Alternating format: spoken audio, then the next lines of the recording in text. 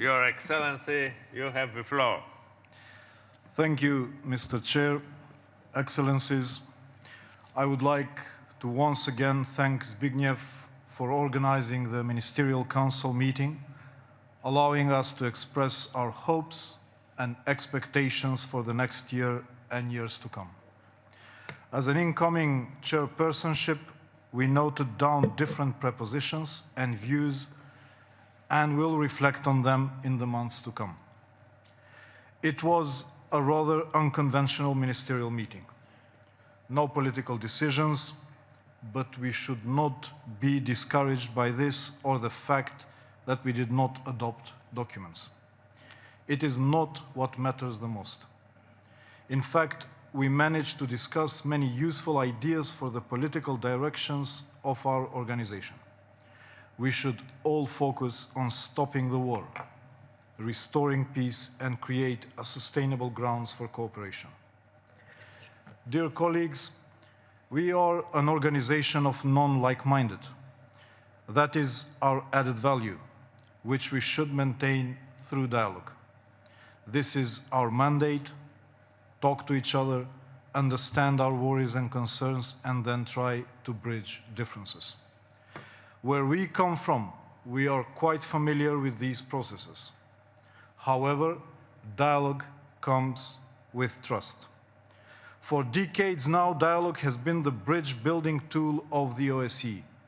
So were our commitments. Our commitments are the fabric of our organization and a tool that keeps us together. Both our acquis and our dialogue. They are interdependent and mutually reinforcing. They are our departing point, and we will need to strike the right balance between them as we move forward. There are things we can discuss as well as there are things we cannot. Our principles are non-negotiable. Ahead of us is another difficult year, a year full of uncertainty and unpredictability. We all know the reasons behind this state of play. And as I said at the Mediterranean conference that we organized in Jordan, this is not time for defeatism, but active engagement. We are all responsible to do so. We are sharing the weight of today's difficulties, and thus we are responsible to deal with it together. We are all accountable for our deeds and actions. On that note, let me once again be clear. The Russian aggression against Ukraine must stop. Ladies and gentlemen, yesterday I spoke a bit about the vision of our chairpersonship, which practically lies at the heart of the OSCE mission. Ukraine will remain our top priority. Also, other protracted conflicts.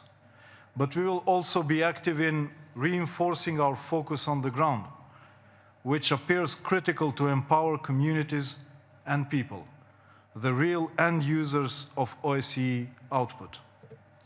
Recommitment to the OSCE acquis and re-engaging in dialogue, which will provide tailwind to our organization back, and restoring trust as an investment in peace and the OSCE resilience. Inactivity is not a possibility. OSCE needs to do its work as mandated. We are all aware of the good things this organization has done and could do. Thus, if we are united around its existence and relevance, it is our duty to keep it fully functional.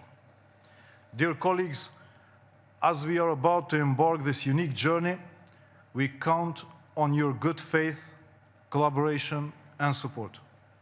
We also bank on the expertise and good offices of the broad OSCE structure, the OSCE Secretariat, autonomous institutions, the OSCE Parliamentary Assembly, special representatives, existing conflict resolution formats, and of course the field missions, our organization's true value. In the end, I would like to again express our appreciation to Poland for their resolute stewardship during a year full of difficulties, OSCE Secretary General for her active engagement, and our outgoing Troika member Sweden for their meaningful contribution towards the processes for peace and cooperation. Regretfully, at the moment, I cannot welcome our new Troika member, and I urge for a swift resolution of this critical issue. Resolving it means commitment, among other things. I would like to commend the proactive approach of the 2025 chair, Finland, and I can assure you of even closer collaboration in search for durable solution.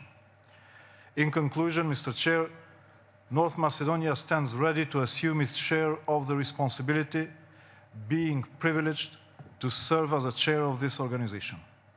On this road, both our successes and failures will be yours too. Today's hard times require resoluteness and commitment. Therefore, I would like to use this opportunity to call each and every one of you to take critical responsibility too.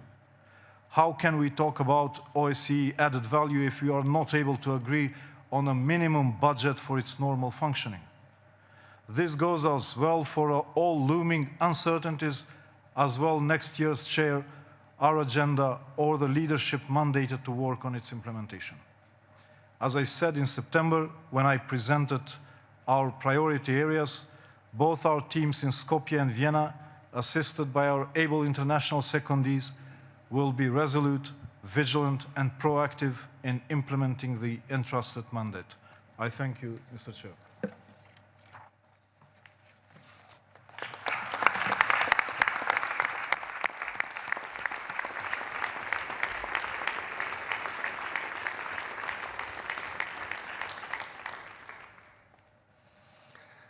Excellency, dear Buyer,